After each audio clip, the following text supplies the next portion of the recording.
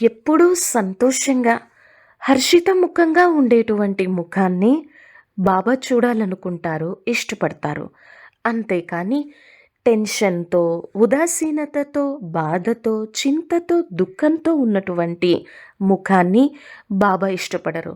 అలాగే ఏ తల్లిదండ్రులు కూడా వాళ్ళ పిల్లలు హర్షితముఖంగా లేకుండా బాధతో, చింతతో ఉన్నప్పుడు ఏ తల్లిదండ్రులు కూడా ఇష్టపడరు కదా! అలాగే బాబాకి కూడా ఎప్పుడూ మనము హర్షితముఖంగా, ఆనందంగా ఉండేటువంటి ముఖమే ఇష్టమనిపిస్తుంది. మరి ఎప్పుడూ ఉమంగ ఉత్సాహంతో ఎటువంటి పరిస్థితి వచ్చినా కానీ, ఆ పరిస్థితి యొక్క ప్రభావంలోకి రాకుండా, మన మనోధైర్యాన్ని కోల్పోకుండా, దాన్ని ధైర్యంగా ఎదుర్కొని నిలబడగలిగేటువంటి మనోస్థితిని, స్వస్థితిని మనలో మనము ధారణ చేసినప్పుడు పరిస్థితి యొక్క ప్రభావంలోకి రాకుండా దాన్ని ఎదుర్కొని నిలబడగలము. కానీ మనకి పరిస్థితులన్నీ అనుకూలంగా ఉన్నప్పుడు, వ్యక్తులు అనుకూలంగా ఉన్నప్పుడు, అన్నీ సజావుగా జరుగుతున్నప్పుడు మనం సంతోషంగానే ఉంటాము. కానీ ప్రతికూల పరిస్థితులు వచ్చినప్పుడు, అన్‌ఎక్స్‌పెక్టెడ్ సిట్యుయేషన్స్ వచ్చినప్పుడు కూడా మన సంతోషము అదృశ్యం కాకుండా, సంతోషాన్ని పోగొట్టుకోకుండా, అనుకూల, ప్రతికూల పరిస్థితుల్లో కూడా ఎటువంటి పరిస్థితి వచ్చినా కానీ మనం సంతోషంగా ఉండగలిగేటువంటి మనోస్థితిని మనలో మనము ధారణ చేయాలి. ఎందుకంటే జీవితంలో కొన్ని ప్రతిబంధకాలు వస్తాయి, కొన్ని విఘ్నాలు వస్తాయి, కొన్ని ఛాలెంజెస్ని ఫేస్ చేయాల్సి ఉంటుంది. మరి ప్రతి ఛాలెంజ్ నాకు ఒక లెసన్ని నేర్పిస్తుంది, నేర్పించి వెళ్తుంది. ఇది నన్ను ఇంకా ఎంతో ఉన్నతోన్నతంగా చేస్తుంది అనేటువంటి దృష్టికోణం ఉన్నప్పుడు మన దృష్టి మారుతుంది.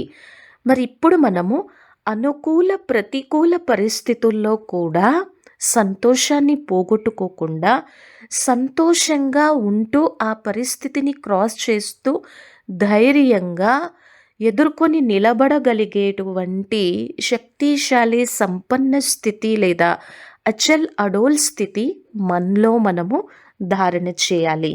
ఎందుకంటే ఎప్పుడూ సంతోషంగా ఉండేటువంటి స్థితిని మనము ప్రాక్టీస్ చెయ్యాలి.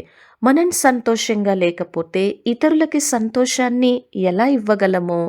అయితే ఇప్పటి వరకు మనం బాబా యొక్క జ్ఞానాన్ని, తండ్రి యొక్క మహావాక్యాలని చాలా విన్నాము, వినిపిస్తూ వచ్చాము. వింటూ, వినిపిస్తూ వచ్చేటువంటి సమయము కాదు. ఇప్పుడు ఆ పాయింట్స్‌ని, ఆ జ్ఞానాన్ని మనం స్వయం ధారణ చేసి, దానిని అనుభవపూర్వకంగా తీసుకొచ్చేటువంటి సమయం ఆసన్నమైంది. బాబా ఎప్పుడు ఏం చెప్తారో, ఎటువంటి పరిస్థితి వచ్చినా మీరు అలజడి చెందకుండా ఇది ఈజీగా నేను క్రాస్ చేయగలను అని సంతోషంగా ఉండేటువంటి స్థితి స్వయం మనలో ఉండాలి. అది ధారణ చేయాలి. ఈరోజు మనం చూస్తున్నాం కదా, ఎన్నో రకాల ఛానల్స్ పెరిగిపోయాయి, మీడియా పెరిగిపోయింది, విస్తారం పెరిగిపోయింది. భక్తికి సంబంధించి కూడా రకరకాలుగా చెప్పడము అనేది స్టార్ట్ అయిపోయింది. అంటే జ్ఞానం పెరుగుతూ ఉంది, అయినప్పటికీ కూడా ఈ దుఃఖం పెరుగుతూ ఉంది, సమస్యలు పెరుగుతూ ఉన్నాయి, పతనం పెరుగుతూ ఉంది. మరి ఎందుకని?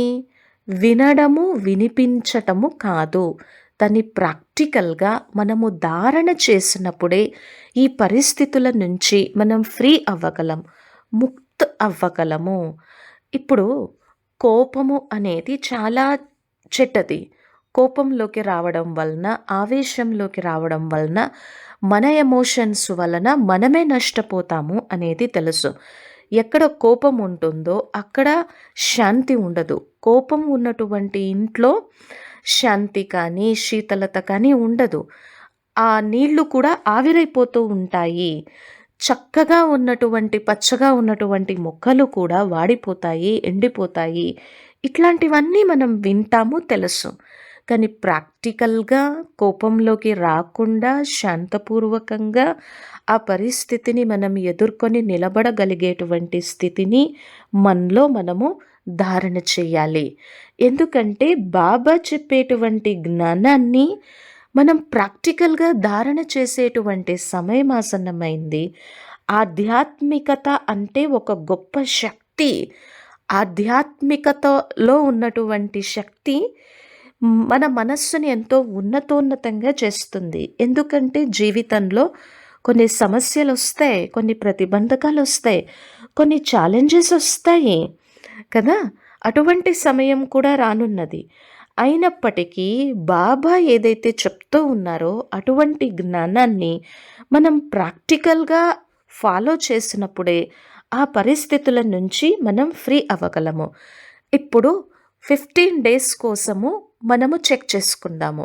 ఏ పరిస్థితి వచ్చినా కానీ నేను డిస్టర్బ్ అవ్వకుండా, మాయ యొక్క ప్రభావంలోకి రాకుండా నా స్వస్థితి చాలా స్ట్రాంగ్‌గా ఉందా లేదా? అండ్ సెకండ్ పాయింట్, నేనెప్పుడూ సంతోషంగా హర్షిత ముఖంతో ఉంటున్నానా లేదా? థర్డ్ పాయింట్, నా మనస్సుకి ఎప్పుడు భారం అనిపించినా, బాధ అనిపించినా, కష్టం అనిపించినా అలాగే కూర్చోకుండా ఆ బాధ యొక్క భారాన్ని నేను బాబాకి, భగవంతునికి అర్పణ చేసి నా మనస్సును నేను ఫ్రీ చేసుకుంటున్నాను కదా! నా లైఫ్‌లో సంతోషం ఎందుకు లేదు? ఎందుకు అదృశ్యమైపోతూ ఉంది? అని ఈ విషయాలన్నింటినీ ఒక 15 డేస్ కోసము మనం చెక్ చేసుకుంటూ, చేంజ్ చేసుకుంటూ ఉంటే డెఫినెట్‌గా మనకి సంస్కారము చాలా స్ట్రాంగ్ అవుతుంది. అలాగే ఒక 15 డేస్ కోసము ఎవరు వచ్చినా కానీ వాళ్ళకి సంతోషాన్నిద్దాము, స్నేహాన్నిద్దాము, ఆనందాన్నిద్దాము, ప్రేమనిద్దాము, శాంతినిద్దాము, గౌరవాన్నిద్దాము, శుభభావన, శుభకామన పెట్టుకుందాము. వారెలా ఉన్నప్పటికీ కూడా మన స్థితి మాత్రము ఇలాగే ఉండాలి. శాంతినిద్దాం, సుఖమిద్దాము, చాలా ఇద్దాము. ఏ విధమైనటువంటి ఎక్స్‌పెక్టేషన్స్ లేకుండా తండ్రి యొక్క జ్ఞానాన్ని, తండ్రి యొక్క స్మృతిని ధారణ చేస్తూ సంతోషాన్నిద్దాము, ఆనందాన్నిద్దాము, సుఖాన్ని, శాంతిని బాగా ఇద్దాము. ఈ సంస్కారాన్ని మనము బాగా ధారణ చేసినట్లయితే మనస, వాచ, కర్మణ మనము సుఖాన్ని, శాంతిని ఇస్తే మన స్వరూపం కానీ, మన స్థితి కానీ ఎంత స్ట్రాంగ్ అవుతుంది. ఎందుకంటే డ్రామా యొక్క నియమం ఏంటంటే ఏదైతే ఇస్తామో అదే పొందుతాము. ఏది ఇస్తామో అదే పొందుతాము అన్నప్పుడు మనం ఎప్పుడూ సంతోషంగా ఉండాలి. అనుకూల, ప్రతికూల పరిస్థితుల్లో కూడా సంతోషంగా ఉండాలి అనంటే ఆధ్యాత్మికతని, స్పిరిచువల్ పవర్‌ని ఒక శక్తిగా చేసుకొని మనం శక్తిశాలి సంపన్న స్థితిలో ఉండాలి అంటే సంతోషాన్ని, శాంతిని మనం బాగా ఇద్దాము. ఇక్కడ నేను మీకు ఒక ఉదాహరణ చెప్తాను. అదేంటంటే ఒక బాయి, ఒక అన్నయ్య ఆ రోజుల్లో చాలా వరకు కుండలు ఉపయోగించేవాళ్ళు. కుండలో వండటము, కుండలో నీళ్లు తాగటము. ఇప్పటికీ నార్త్ ఇండియాలోని కొన్ని ప్లేసెస్‌లో సంవత్సరం అంతా కూడా కుండని ఉపయోగిస్తారు. ఒక చక్కటి కుండ తీసుకొనొచ్చారు. గ్లాస్ ఉంది. అంతా బావుంది. కానీ గ్లాస్ తీసుకొని కుండలో నుంచి నీళ్లు తీస్తూ ఉన్నారు. కానీ గ్లాస్ మాత్రము ఖాళీగా బయటకొస్తుంది. ఎందుకలా గ్లాస్ ఖాళీగా బయటకొస్తుంది? కుండ ఉంది, గ్లాస్ ఉంది, అన్నీ ఉన్నాయి. కానీ గ్లాస్ మాత్రము ఖాళీగా ఇలా కుండలో ముంచి తీస్తూ ఉంటే గ్లాస్ ఖాళీగా బయటకొస్తుంది. ఎందుకొస్తుంది? అసలు కుండలో వాటరే లేదు. నీళ్లు పోయటం మర్చిపోయారు.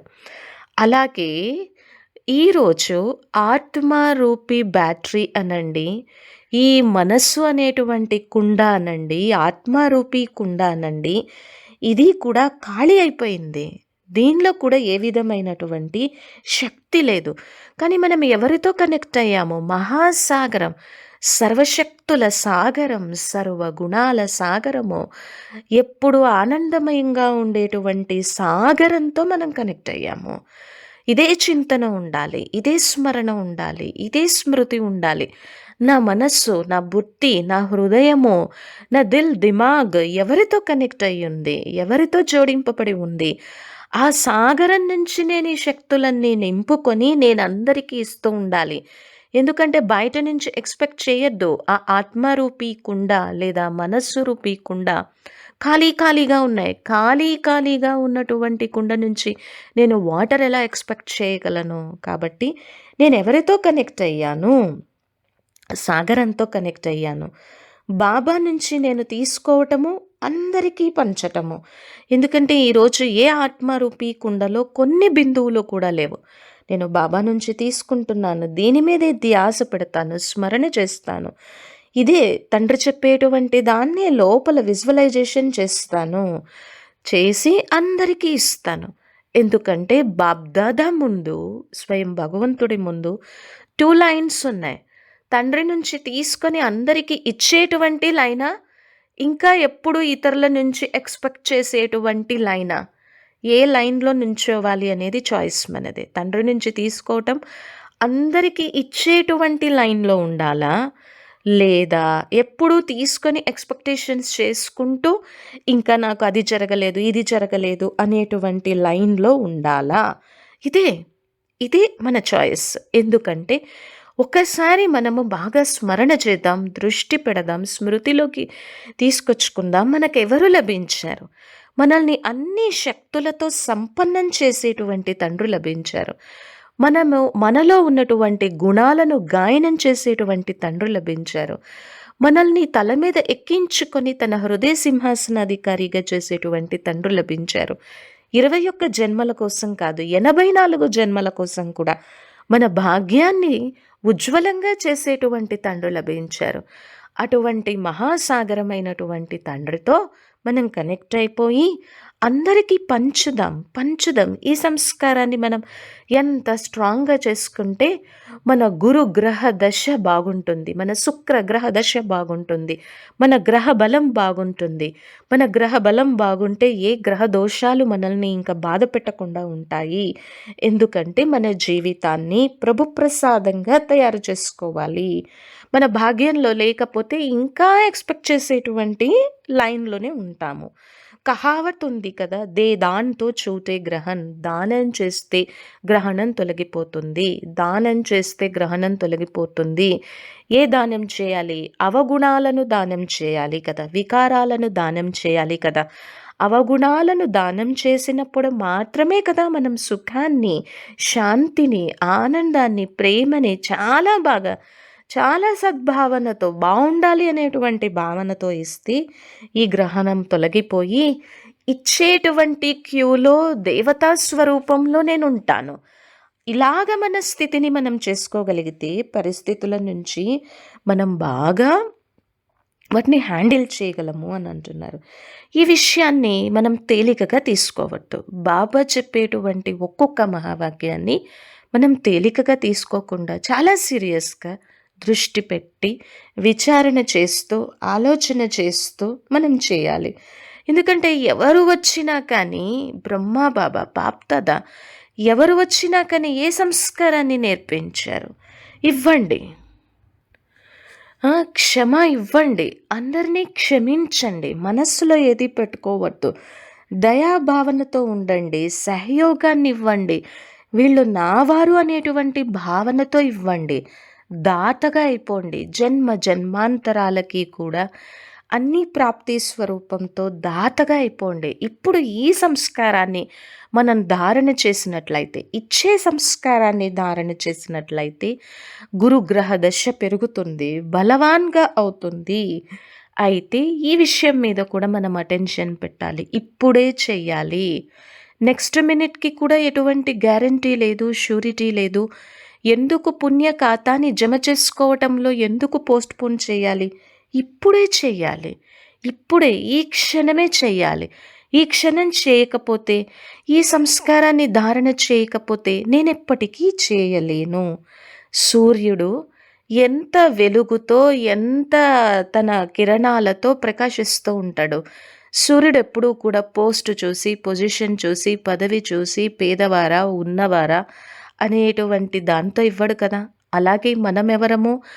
ఆ పవిత్రత సూర్యుని యొక్క, జ్ఞాన సూర్యుని యొక్క సర్వశ్రేష్ఠ సంతానము. మనము కూడా సూర్యుని సమానంగా ఆత్మ ప్రకాశించేటువంటి స్వరూపము. మనము కూడా పోస్ట్ చూసి, పొజిషన్ చూసి, పదవి చూసి, ప్రాప్తి చూసి మాట్లాడటం కాదు, ఆత్మిక భావంతో, ఆత్మిక దృష్టితో, ఆత్మిక స్థితితో ఉండి మనం ఇవ్వాలి. ఇక్కడ నేను మీకు ఒక చిన్న ఎగ్జాంపుల్ చెప్తాను. మా దగ్గర ఉన్నటువంటి ఒక అబ్బాయి తనకంటే కూడా చాలా హయ్యర్ లెవెల్‌లో ఉండేటువంటి ఆఫీసర్‌ని ఒక పని కోసము కలవడానికి వెళ్లారు. సో, అయితే అక్కడ గేట్ కీపర్ ఎవరైతే ఉన్నారో ఆయన ఏదో ఒక ముఖ్యమైన పని ఉండి 3 నిమిషాలు గేట్ తీయటం లేట్ అయిపోయింది. సో, 3 నిమిషాలకి గేట్ తీయటం వలన ఈ భాయికి చాలా కోపమొచ్చింది. నేను నిన్ను ఉద్యోగం నుంచి తీసేస్తాను. ఇదేనా నీకు గౌరవము? ఇదేనా నువ్వు చేసేటువంటి ప్రవర్తన? అంటే తనెంతో సారీ చెప్పి నేనింకెప్పుడు ఇలా చేయను. ఇటువంటి పరిస్థితొచ్చింది అని చెప్తాడు. అయితే లోపలికి వెళ్ళిన తర్వాత తెలిసింది ఏ ముఖ్యమైనటువంటి ఆఫీసర్‌ని కలిసేదుందో ఆయన 3 గంటలు లేట్‌గా వచ్చేదుంది అని. సో, మొత్తానికి పని ఉంది కాబట్టి 3 గంటలు లేట్‌గా వచ్చినా కూడా ఆ ఆఫీసర్‌ని కలిసి రాంగాల్నే చాలా నమస్కారం చేసి గౌరవ భావన పెట్టుకొని ఎంతో మర్యాదపూర్వకంగా అలాగేనండి నేనేం పెద్ద సమయం వెయిట్ చేయలేదు. ఈ కొంత సమయం కూడా మీకోసం వెయిట్ చేయలేనా అని చెప్పి ఆయన వచ్చిన తర్వాత ఎంతో గౌరవపూర్వకంగా, మర్యాదపూర్వకంగా మాట్లాడతారు.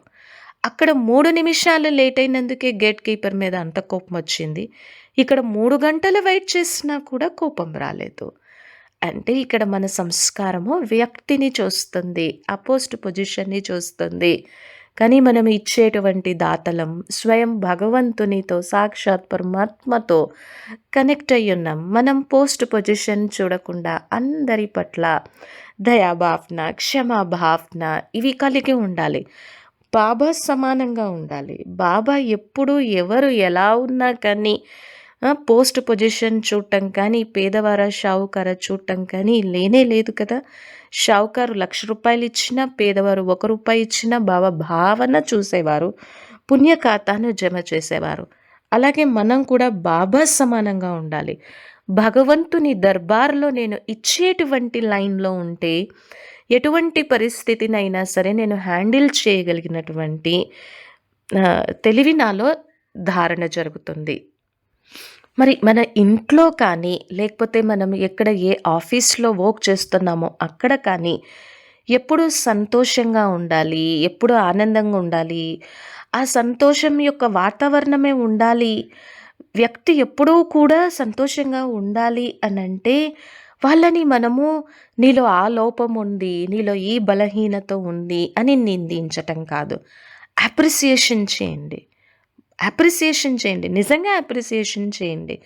ఎప్పుడైతే మనం బాగా అప్రిసియేషన్ చేస్తామో, వాళ్ళ యొక్క ఎఫిషియన్సీ పెరుగుతుంది. వాళ్ళ యొక్క ఆత్మవిశ్వాసం పెరుగుతుంది.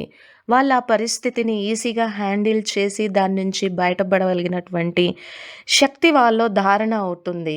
మీ యొక్క ఒక్కొక్క మాట వాళ్ళ యొక్క సామర్థ్యాన్ని, వాళ్ళ యొక్క టాలెంట్‌ని పెంచే విధంగా ఉండాలి. వాళ్ళ యొక్క శక్తిని వాళ్ళు రియలైజ్ అయ్యే విధంగా మన మాటలు మాట్లాడాలి. అప్పుడు వాళ్ళ యొక్క ఎఫిషియన్సీ పెరుగుతుంది. ఆత్మవిశ్వాసం పెరుగుతుంది. ఈ విధంగా చేయటం వలన ఆ వ్యక్తులు తరువాత మన మీద ఎంత ప్రేమ చూపిస్తారు. వాళ్ళకి మనం ఒక మోటివేషన్, ఇన్‌స్పిరేషన్ అయినందుకు, వాళ్ళ జీవితాన్ని మనం చక్కగా తీర్చిదిద్దినందుకు కదా! కానీ ఇక్కడ ఇంకొక సైకాలజీ కూడా ఏముంది అంటే, ఎప్పుడైతే మనం వ్యక్తులని అప్రిసియేషన్ చేస్తామో, వాళ్ళ టాలెంట్ మీద వాళ్ళు దృష్టి పెట్టేలాగా చేస్తామో, అంటే అక్కడ ఏమవుతుంది? వాళ్ళ గుణాల మీద ఫోకస్ ఉంటుంది. వాళ్ళ గుణాలని మనం గాయనం చేస్తున్నాం. వాళ్ళ విశేషతలని మనం గాయనం చేస్తున్నాం కదా! సో, అప్పుడు మన మనస్సులో కూడా నిరంతర చింతన ఏం జరుగుతుంది? ఆ గుణాల కోసమే జరుగుతుంది. ఆ విశేషత మీదే మనం కూడా దృష్టి పెడతాము. అప్పుడు మనలో కూడా ఆ విశేషతలు వచ్చేస్తాయి. ఇది ఈజీ టెక్నిక్. అలా కాకుండా ఇతరులలో ఉన్నటువంటి లోపాలని, అవగుణాలని మనం చూస్తున్నాం. దాని మీద దృష్టి పెడుతున్నాం. వాటిని హైలైట్ చేస్తున్నాం. వాళ్ళని డిస్కరేజ్ చేస్తూ ఉన్నాము. ఇప్పుడు మన మనస్సులో కూడా నిరంతరము దేని యొక్క చింతన జరుగుతూ ఉంది? అవగుణాల యొక్క చింతన జరుగుతూ ఉంది. అవగుణాల కోసం ఆలోచించి వాటి మీద దృష్టి పెట్టి అది మనదైపోతూ ఉంది. ఇక్కడ చాయిస్ మనది. గుణాల మీద దృష్టి పెట్టి గుణవాన్‌గా అయ్యి ఇతరులని కూడా గుణవంతులుగా చేసి పరిస్థితులను హ్యాండిల్ చేసే విధంగా తయారు చేయాలా? లేదా అవగుణాలని చూస్తూ, బలహీనతలని చూస్తూ మనం నెగటివిటీలోకి వచ్చి వాటిని చింతన చేస్తూ, అవి మనలో ధారణ చేస్తూ మన బుద్ధిని కూడా మనము పతితం చేసుకోవాలా అనేది మనం ఆలోచించుకోవాలి. సీరియస్‌గా థింక్ చేయాలి. బాబా మనల్ని ఎప్పుడు కొంగలుగా అవ్వకండి, కాకులుగా అవ్వకండి, ఏమంటారు? హంసలుగా అవ్వండి. హంస బుద్ధిని ధారణ చేయండి. ఇది హంసల యొక్క సభ. ఇది హంస మండలి అని అంటారు కదా! హంస ఏం చేస్తుంది? ఎంత చెత్త ఉన్నప్పటికీ కూడా మంచిని తీసుకుంటుంది. మనం కూడా హంస బుద్ధి అంటే 99 అవగుణాలున్నా కానీ ఒక్క గుణం మీద ధారణ చేసి మన దృష్టిని, మన భావాన్ని మనం ఎంతో మంచిగా చేసుకోవాలి. ఎవరికైనా శిక్షణ ఇచ్చేటప్పుడు కూడా ప్రేమతో శిక్షణ ఇవ్వాలి. బాబ్దాదా ఎలా శిక్షణ ఇస్తారు? మురళీస్‌లో కూడా ఏదైనా జ్ఞానం చెప్పినప్పుడు, ఈరోజు బాబ్దాదా ఎంత వండర్‌ఫుల్ పాయింట్స్ చెప్పారో, ఎంత మనసుకి నచ్చేలాగున్నాయి. నేను ఇది విని ధారణ చేసి పరివర్తన అవ్వాలి అని అనుకుంటాం, కానీ బాబా ఏంటి ఇలా చెప్పారని అనుకోం కదా!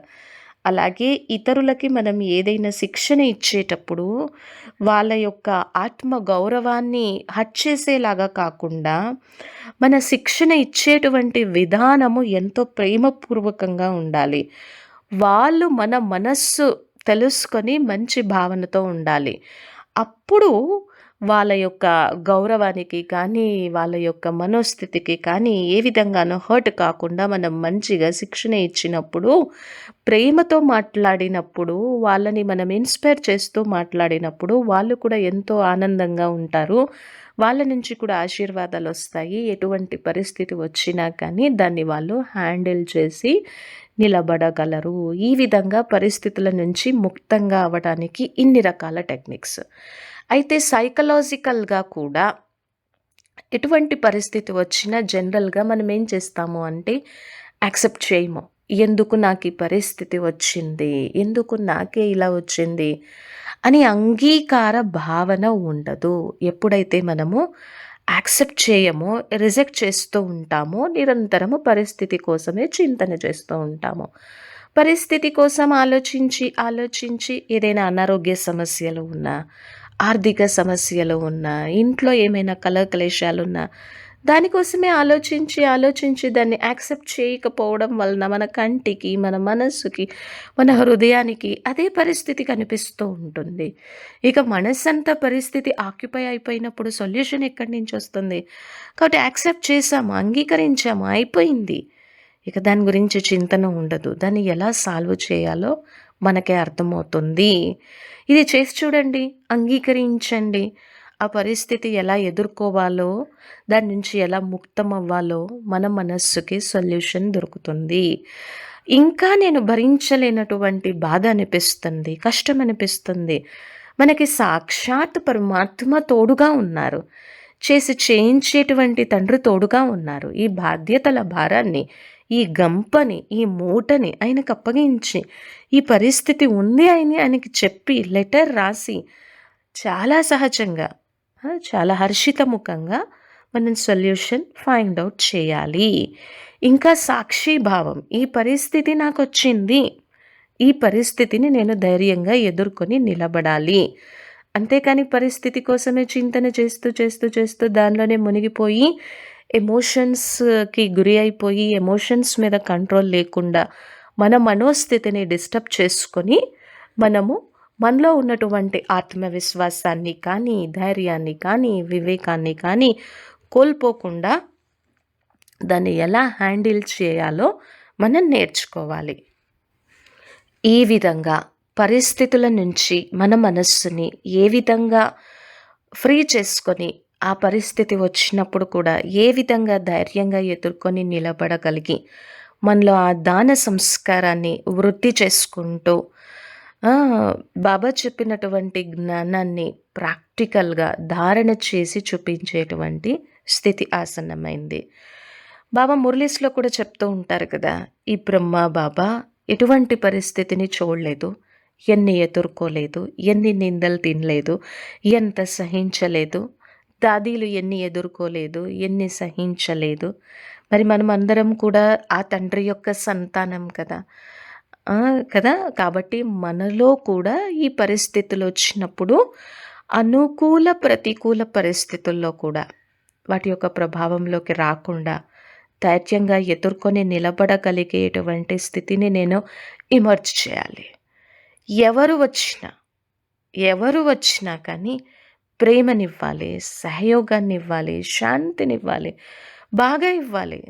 దాత సంస్కారాన్ని స్వయం నాలో ఇమర్జ్ చేసుకోవాలి. హంసల్లాగా గుణగ్రాహి దృష్టి ఉండాలి. అవగుణాల రూపీ రాళ్లపైన దృష్టిని పెట్టి నా బుద్ధిని ఇంకా రాతి బుద్ధిలాగా నేను చేసుకోను. సీరియస్‌గా దీనికోసం మనం విచారణ చేద్దాం. ఆలోచన చేద్దాము. బాబా చెప్పేటువంటి జ్ఞానరత్నాలే మన బుట్టిలో తిప్పుతూ ధైర్యంగా ఉందాము. అప్పుడు ఎటువంటి పరిస్థితి, ఎటువంటి అనారోగ్య, ఆర్థిక సమస్యలు వచ్చినా కానీ వాటి యొక్క ప్రభావంలోకి రాకుండా మన మనోస్థితిని మనము ఎంతో స్ట్రాంగ్‌గా చేసుకోగలం. ఈ చిన్న చిన్న టెక్నిక్స్‌తో, టిప్స్‌తో పరిస్థితి యొక్క ప్రభావంలోకి రాకుండా వాటిని ఎలా హ్యాండిల్ చేయాలో అలా హ్యాండిల్ చేయాలి. లేదు అంటే పరిస్థితి కోసమే ఆలోచన చేస్తూ దాన్ని అంగీకారం చేయకుండా రిజెక్ట్ చేస్తూ ఉంటే ఆ పరిస్థితి కోసమే మనసంతా ఆక్యుపై అయిపోయి దాని నుంచి ఎలా ఫ్రీ అవ్వాలో మనకి అర్థం కాదు. ఓం శాంతి.